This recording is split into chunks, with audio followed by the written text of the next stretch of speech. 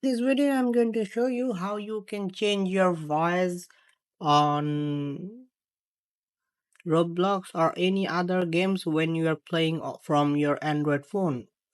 For that you have to simply go to your Play Store. Okay, let's go to Play Store and search for Microphone Live. Okay, after searching for it, download this one, press open. Okay, but you have to connect your Bluetooth headphone or any other headphone to use this one, otherwise it will be echoing.